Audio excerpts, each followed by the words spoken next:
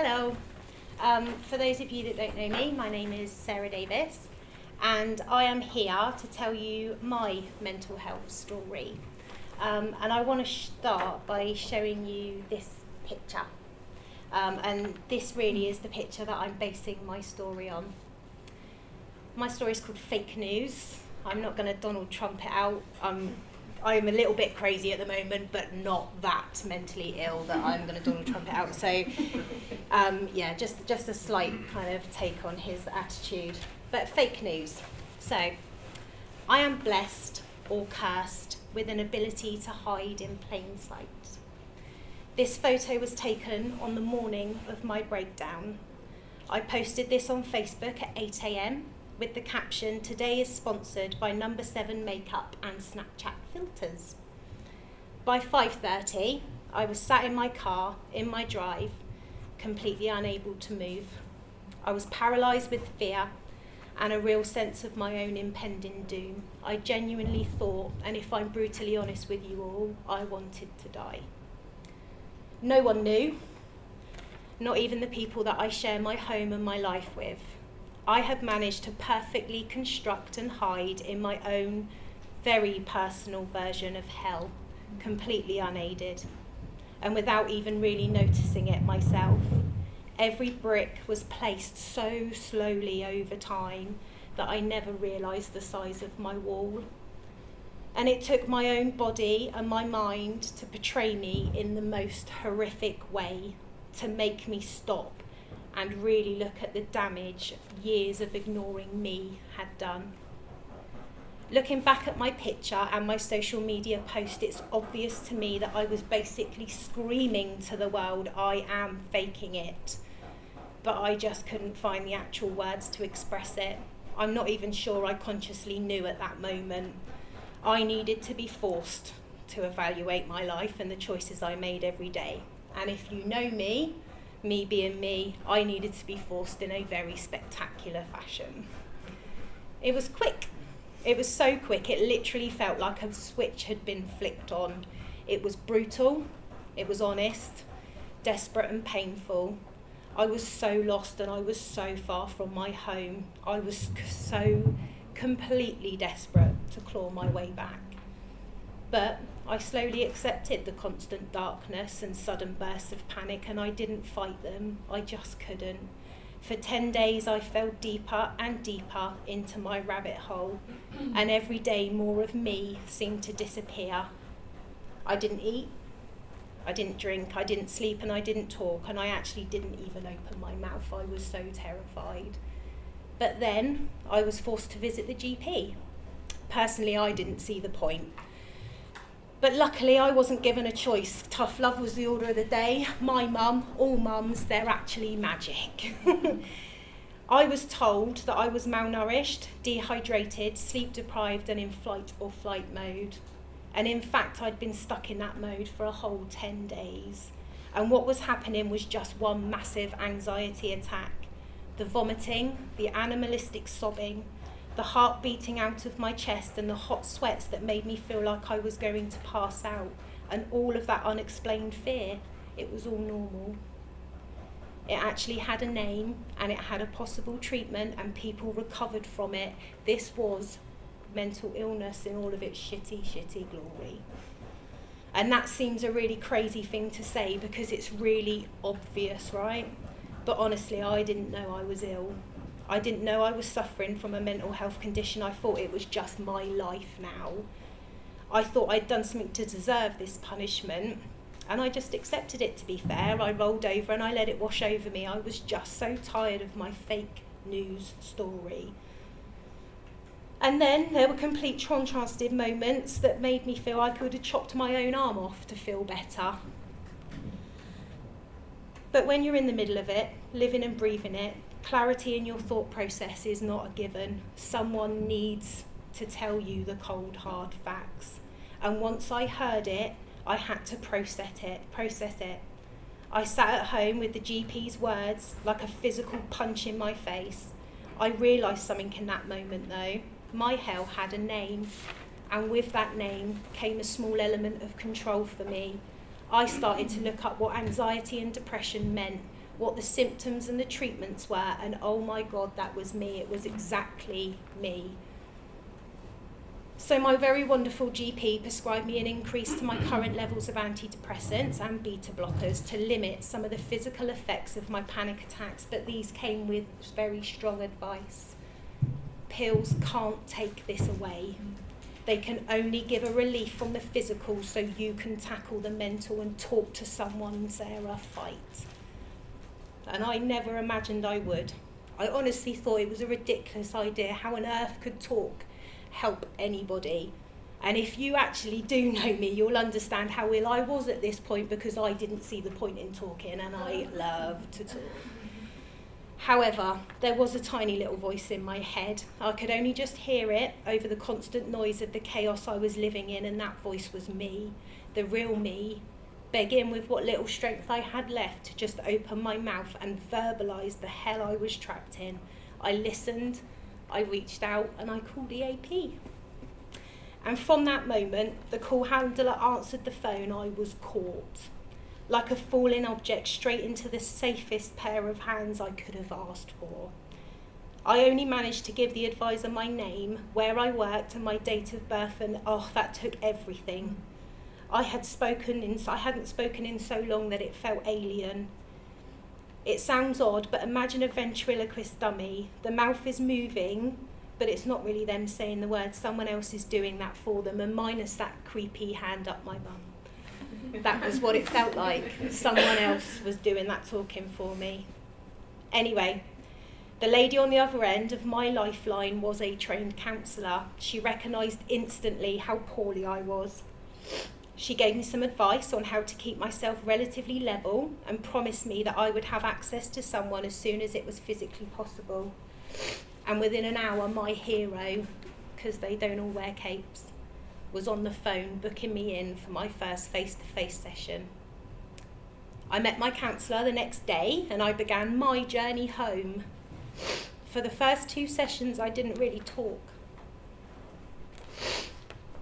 I remember repeating the phrase that I need to just keep everybody safe over and over and over again. It became some weird sort of mantra, not a helpful one. And even in that environment designed specifically to focus on me, I still couldn't do it.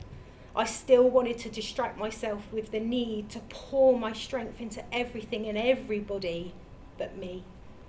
But over time, and a lot of talking, some of it good, most of it deeply upsetting and really quite difficult, I started to feel a sensation of relief after my sessions. I even started to look forward to being able to offload. And when I start to feel that familiar bubbling in my tummy that meant I'm about to be engulfed by this wash of anxiety, I simply close my eyes and I envision that room. I hear my counsellor's voice. She is my safe place, and I'm so lucky to have found her. Mindfulness gives me the gift of choice. I choose how I feel in the mornings. I recognise that I have dark thoughts quite a lot of the time at the moment, but I'm able to calm them now. I'm able to rationalise my life. So I'm here. I'm still standing, or sitting, and I'm back at work. It's taken a few months and a lot of help, love and encouragement from the world's #1 support network. I am a lucky, lucky girl. And while there's good days and there's bad days, I've managed to equip myself with tools to help me set small, achievable goals and milestones. I returned back to work in March, and a phased approach has been key to helping me find some normality. I make sure I take my lunch every single day. I go home and I walk my puppy. But taking this time out on a day really, really helps me. It helps me to clear my head, to re-energise and be ready for the afternoon back at work. It's my time. You never know what someone's going through. And often it's just so much easier to put a smile on your face and pretend everything is okay. I'm really pleased that Mind is our official charity partner for the Simply Health Great Run series, and I am so proud as a company that we are talking about this more and more. I want to normalise this subject. I just hope that by sharing my story, it encourages others to know that it is really okay not to be okay. But please, please, please talk. Thank you. Hi. I'm Lou, for anyone that doesn't know me.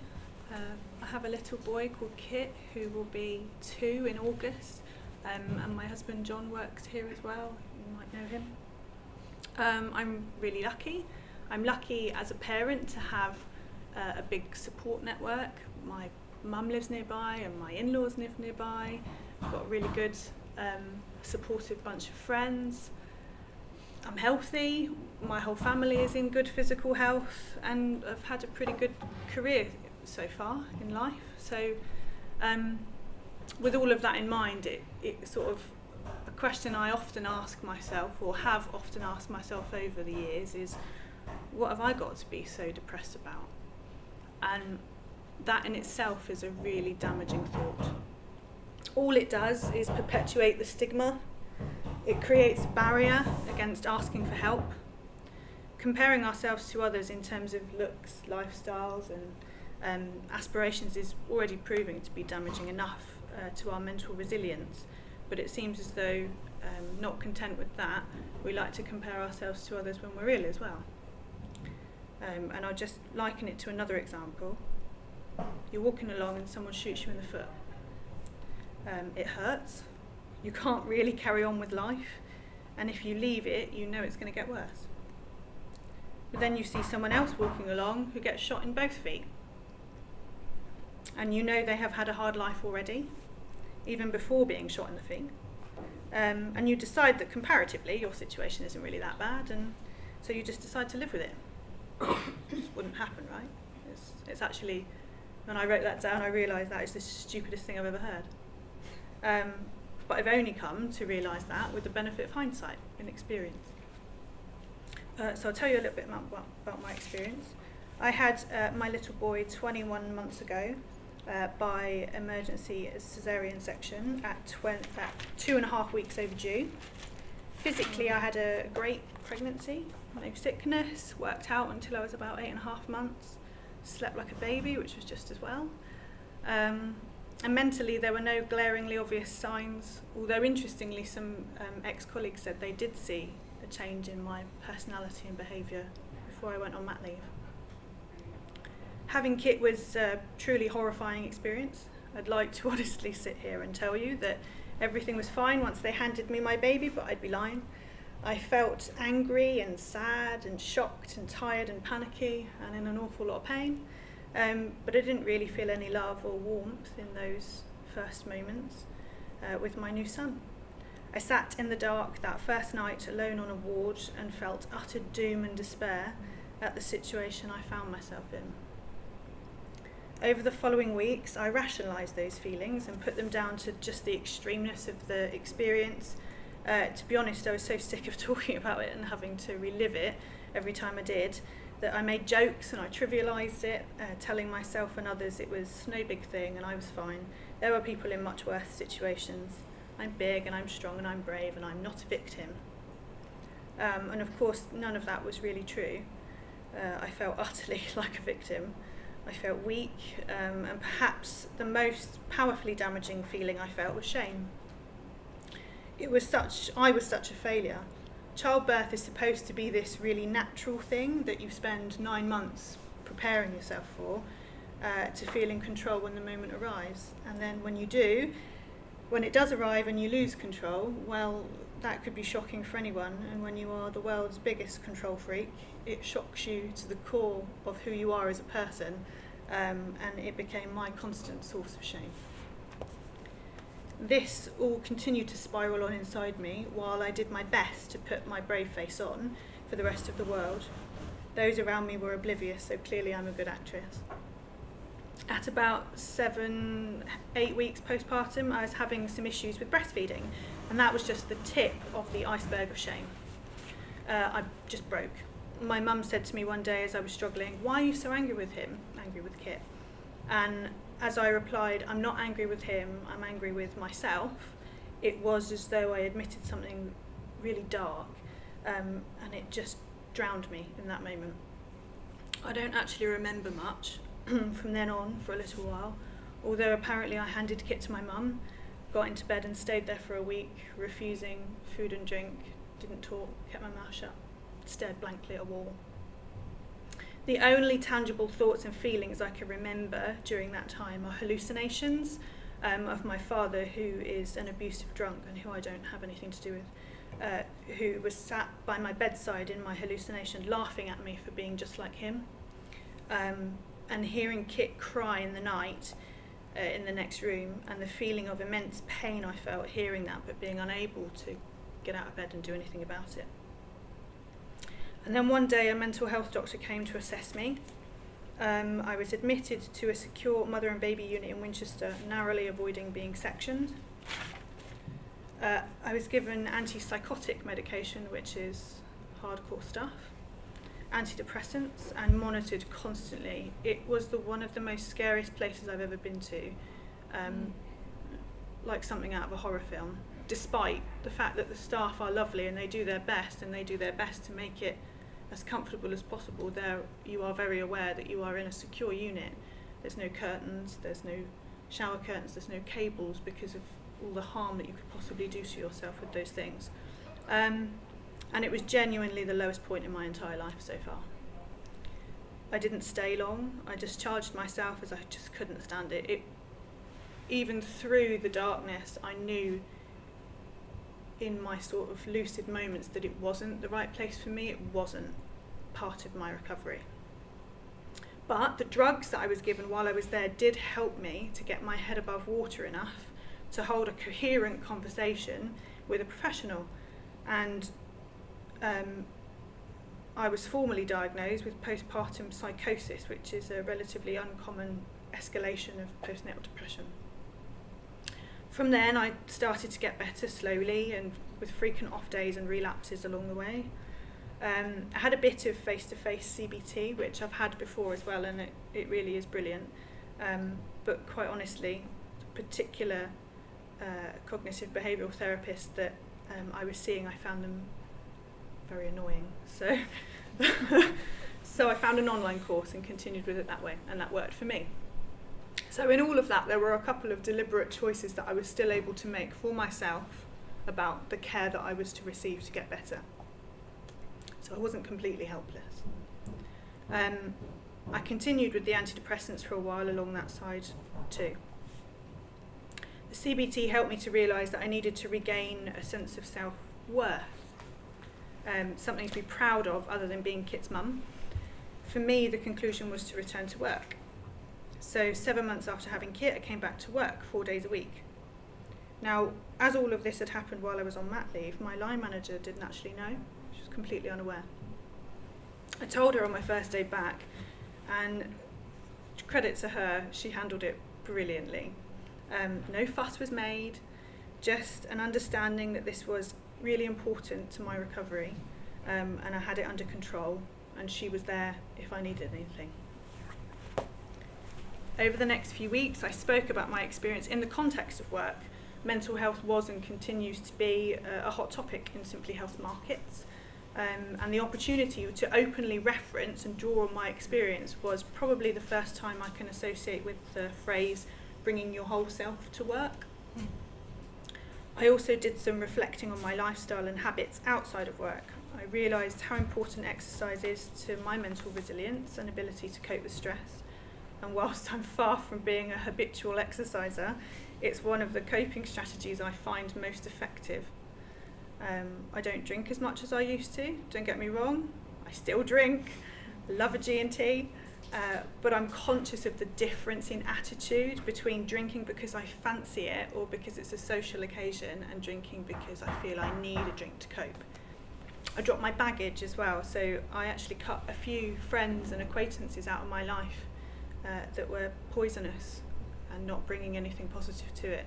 I only surround myself with people that contribute positively to my life.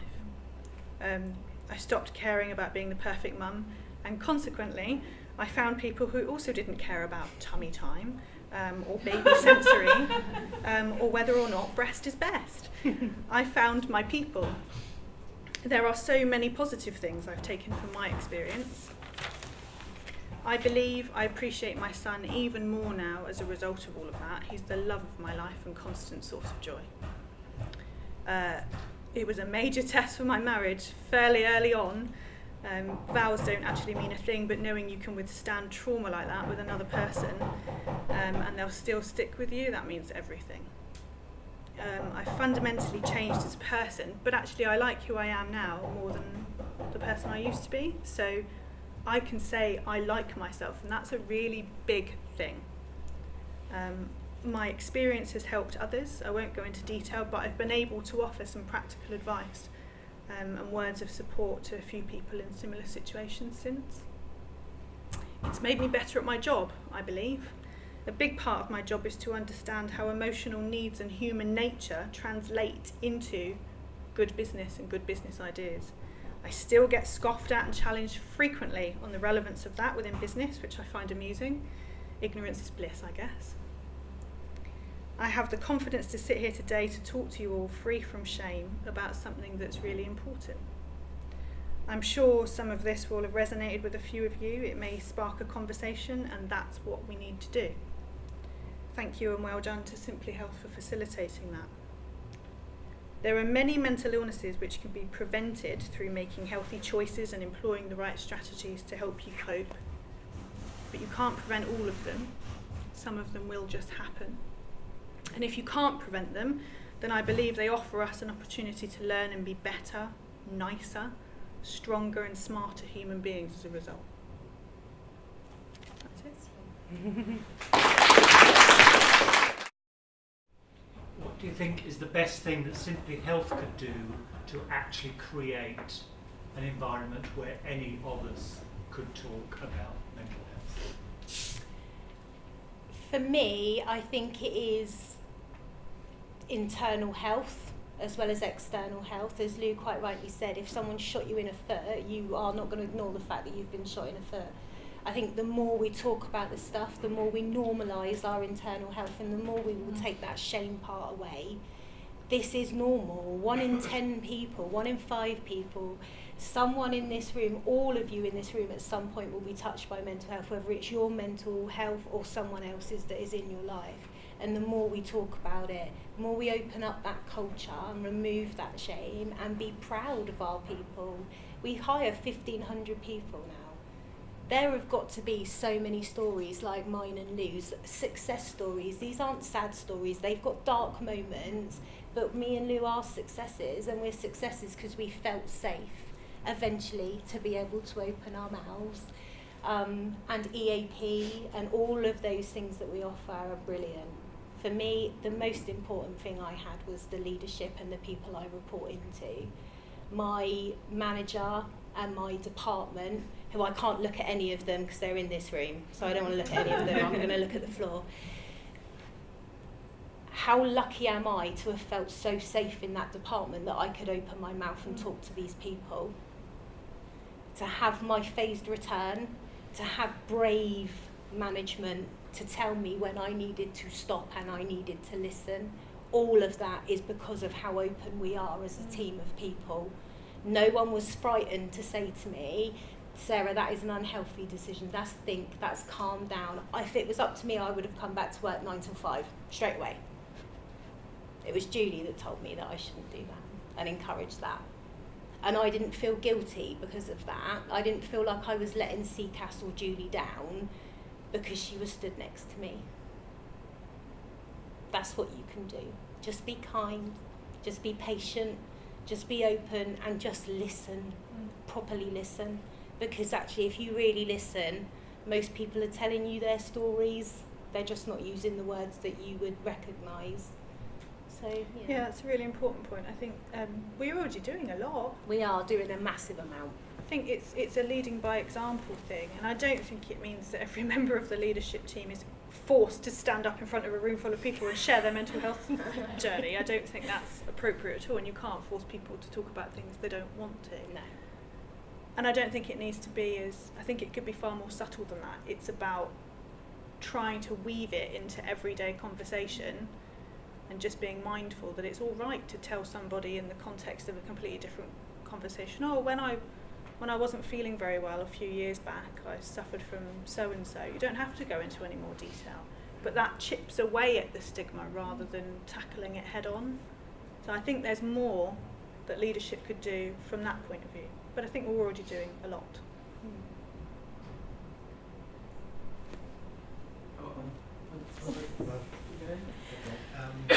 So you mentioned, well, I think both you mentioned something about how there were signs before you got to the point where it became an issue. Is that a, without being too specific, is there things that we could do to help see those signs so that we can, and would it help, I suppose? Does that, I don't know if that's a good question to ask, but I think. Yeah, I mean, I think there's lots of signs, and they'll be specific to the situation you're facing and you as a person, as with your personality as well. And I also think there's a dash of realism that if you're like me and Sarah and many other human beings, you just deny it if it's something you haven't come up against before. And I think we just need to be realistic about that. So I think actually it's about how you can make sure the network of people around you in a personal and professional capacity, how they are set up to be able to have that conversation with you if they notice something that you don't or are unable to yourself. I think it's important to reference as well here that actually it's really easy, especially with someone with a mental health condition, to be in a state of affect and to say, but no one knew, no one caught me, and I was saying this and no one did this and no one helped me. I am the cause. I have the personal responsibility to pick myself up. And as much as it is wonderful that everyone is aware of mental health and everyone is looking at those triggers and those points, the most important thing is you are just able to catch them when they fall. Because eventually you will fall. You can't fake your life forever. It will get too much and you will fall. And sometimes you just need someone to catch you. Just need someone to tell you that you are safe and you are okay. You can't prevent this stuff. If I would love to be able to come out and say, if someone says this, this and this, or does this, this and this, then they are definitely going to go down that route. Even it was coming out of me and I didn't even know. Even when my GP said, Sarah, you've got a mental illness. No, I haven't. It's just my life now. No, I haven't. And I still now, this was February, my breakdown. We're now nearly the end of May. I still say to my counsellor every week, am I ill? I'm not really sure I'm ill. I am ill. I have the responsibility, the personal responsibility to get myself back out of that. But I just need you guys to be stood with me when I do that. So yeah, just be there to catch when they fall. I think there are everybody's different, like we said, but I mean, for me, I can't remember the triggers and warning signs in the severe scenario, but just bad weeks and things where it could spiral if I didn't do something to prevent it. Because clearly I just have that sort of personality. I think I probably just have a predisposition to this sort of thing. Obsessive cleaning. I'll go home and obsessively clean my whole house, or I'll drink too much, or I'll get really frustrated at people not being able to finish their sentences quickly, and all of those minor irritants throughout the day build up, and I find myself, I'm actually hunching my shoulders by the end of the day, and I'm like, what am I doing? I might be like stirring the dinner, and I'm in this trapped in in this tense stance. That for me is my warning sign that I need to go and, I don't know, go for a run or go and cuddle my dog or something that I know chills me out. So I've got a question. So listening to both of you, it's really evident that you've needed help, but you've helped yourself, and as a line manager that makes a huge difference, because we can have all the tools in the world, but if somebody isn't willing to take that, then we end up hitting a brick wall on it a little bit. I suppose as a line manager, I know people have got to want to get themselves better, and I know I've experienced it a few times, and the people that I've worked with, but we've also experienced a situation where we know someone hasn't wanted to help themselves, and actually people are walking around on eggshells because they don't know what to say and things like that. And that's the real difficult thing for a line manager. It's not, I think every line manager will support, but how do we chip away at that person to try and help them help themselves? Or is there a time we're just not going to get there? Well, yeah, I think your responsibility, you're not a clinician, your responsibility as a line manager only goes so far before actually you're risking your own health, I think, as a person. I think one of the best things I've seen happen is actually where a line manager just facilitates a conversation, a peer-to-peer conversation, where they know of somebody else who's been through a similar thing, and with their consent, they've actually facilitated that conversation to happen. That's been a very healthy way of persuasion to get that person to the right attitude, where you're then able to present them with tools that they're going to get some value out of. Yeah, I think you can drag people to water, and if I look back on my life, I've probably been dragged to water by various people over the years and been demanded to drink, and I haven't. Sarah, is this the right behaviour? You're a little bit erratic, or calm down, or you're doing too much, or you're running around and you've got 3 kids and you've got a job, and calm down. And you just kind of go, yeah, but I'm fine, yeah, but I'm fine, yeah, but I'm fine.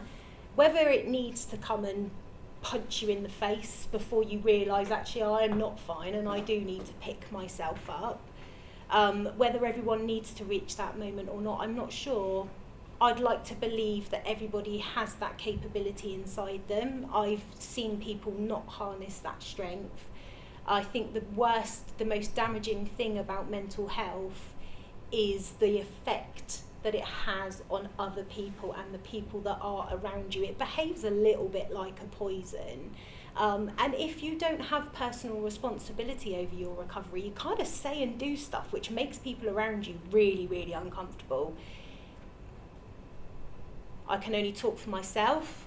I'd like to think I've surrounded myself with brave enough people that someone would say to me, that is out of order, stop it. I think that's the most important thing. You don't have clarity of thought. It is about being brave. Are we the right people to do it? Not necessarily, not all the time. Majority of our people have families and friends and all of these people that can stand up and say it, but sometimes you can't see it. Sometimes you can and you don't want to. That is destructive. We are not rehab. If you are too poorly to conduct yourself in those manners at work, then you are probably too poorly to be at work and you need help somewhere else, and I do think sometimes someone needs to tell you that. Or advise your people around you, this is what's available. Some people don't know where to get help. Yeah. Some people, you go and speak to your GP, you know, your GP may have a different response to my GP. Yeah. And you're quite right, they're- Charlotte. They are not a professional. They are not trained to provide that support at all. There's people that don't know who to go to. They don't know if you go to charity, you get a phone call, you talk to your partners, your friends and your support, but then you have to ask yourself, is it fair? To You know, you offload that onto other people, do you you mean? can't just, you know, they're not the professionals. No. And for managers to raise the right questions, maybe not to answer them at that point, but maybe, actually, they're talking to me about this, because you talk about not being in the moment, not remembering, not even knowing how we can impact people about what we say. You know, I found myself in few occasions I would not remember, and I've got pretty good memory, and I could not remember. It's so frightening, it's, isn't it? It's hindsight is the word thing you both use, and you look back and you just can't actually remember. So just find the right support.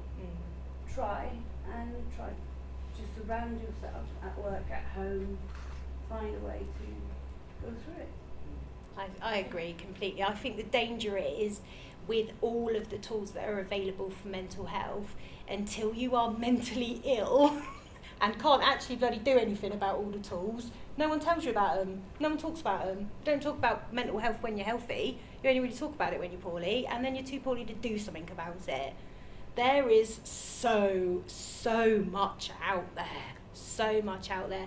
Mindfulness apps, mood juice websites, EAP, your friends, your family. There's just so much. And the more we normalise it, the more people will feel, actually, I don't need to be on my hands and knees in this desperate situation to go, actually, hang on, I just need 10 minutes. That's fine. You can all feel like that every day. You don't have to get down to the point where you're sat here with me and Lou with this story to tell. But yeah, you're quite right. I think the normalising isn't just for the people who might be suffering or may suffer in the future, but for line managers Everyone. as well, because having line managed and having people have those conversations, that kind of thing, you spend a lot of time at work. Like, those people are your support network, whether you want them to be or not. Some people you are will Whether they like it or not, they are. So it's sometimes taking away that British attitude of, oh, we can't talk about this, this is really just for it to be comfortable to at least talk about it, because they might not be seeking the answers from you, they might just want to talk, and listening is just okay. Yeah, someone who's that desperate Yeah, to is answer the unlikely to look for a solution from you. They don't want you to solutionise, they just want you to hear them. They just want their hand to be held, or... And I think we just want to put a plaster over a problem. Yeah. Yeah, we do. Yeah, we do. You can't keep band-aiding a bullet wound. Normalisation, I'm not sure if it's a normalisation. I don't like the word, I don't like that, but maybe it's just me. Because is it portraying you as abnormal? Because you talk about the fear, you talk about the shame. I'm still not comfortable with it, to be quite honest with you. And it's difficult to have those conversations with your line manager. I'm trying to put myself in my line manager's shoes. I understand it's difficult, but I can't help it. It has happened. and now it's how you have the conversation. And Would you look at it though that the only person's smile you're responsible for is yours? If you have disclosed something to your line manager which has made your line manager feel upset or uncomfortable, they are responsible for that, and they need to go and find somewhere to offload. We are all responsible for our own smiles, and if you look after yourself and your own internal smile by proxy, you will look after everyone around you, because you will animate that. But if that comes out of you, if that is offloaded and you've dumped that, the person who's receiving that then needs to manage how they deal with that. that's what I said to them. I want to tell the other end of the story, the not the good news story. So a year ago my brother killed himself, and he didn't tell anyone. And I think he had a lot of darkness that he was afraid to share with people. But now that darkness is in all of us who loved him, and we never had that chance to take that pain away from him. Yeah. And so I guess the other side of that, which is if anyone ever has that darkness in them and is they're afraid to unburden that onto someone else, is to think about what's the alternative and how much pain they will give that person forever if they don't unburden that pain. It's a chain reaction, isn't it? And so it's the other side of it, right? It's what could have happened if you hadn't shared, and to never be afraid to share, because the alternative is so much more painful for the people around you who love you, that I don't want anyone ever to feel the pain that I feel every day. And that's, I guess, my message, that I feel so lucky that you two are sharing your story so other people can have that positive story, that good news story. Yeah, but even in I think it's a mix. So I think even in what I hope is a good news story, there's been some horrible things that have happened. I mean, my poor husband. So he just basically kept his head above water for the time that I needed him to, and he was a single parent and he was commuting. He had a new job. This happened in the middle of him having a new job, and he had to go all the way to Southampton back every day, and was like, oh my God, what's happening to my son while I'm at work? And it was horrible for him.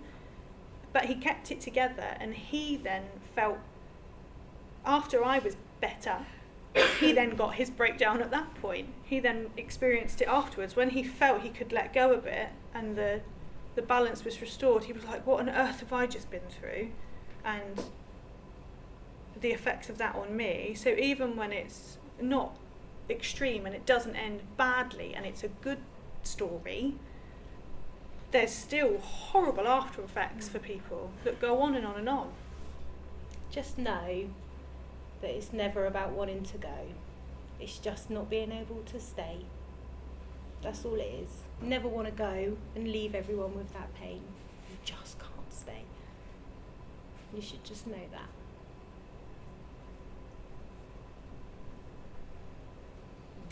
Wow. Thank you also, Carolyn and Charlotte, for sharing. I don't. There aren't any quick and easy answers. All I do know is that the more that we open up and share, the more we're going to learn, all of us, and start to find ways of continuing to talk and making talking something that we do. So whilst it's really moving, I'm really, pleased and grateful, as I say, that people have opened up and that we are starting to talk more and more. Yeah, this about is great. Mental health. This is cathartic, and this is just great. And you just kind of feel every time I speak to someone about my story, you all become a little part of my story every time I tell it. And every time I retell it, I am that little bit stronger at telling it, because I kind of just have all of your faces in my head. And it just feels like just more and more advocates for the positiveness that comes out of talking. So thank you Just for one listening. last thing. just the flip side of that. I wouldn't be here if I didn't agree it was great to talk about these things. But what I wouldn't want to see happen was the complete other extreme, where all we talk about are these things, because that would be exhausting. That's quite depressing. If you weren't What depressed if every before, day was like this hour that we've just been through? Like, it'd be enough Yes. to make anybody ill. Yeah, it would. And also, sometimes if I was here as a member of the audience while I was still in those early stages, I didn't want to listen to all of this stuff. I wasn't ready. So sometimes people just aren't ready, and by forcing them, if somebody in front of me had spoken to me about their mental health story while I was still in a place of denial, I probably would have punched them. Yeah. So Yeah.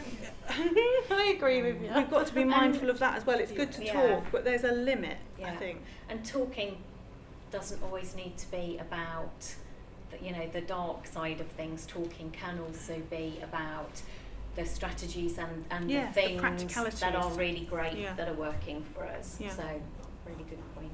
Yeah. No. Thank Awesome. you. Thank you. Thanks Thanks, everybody guys. for coming.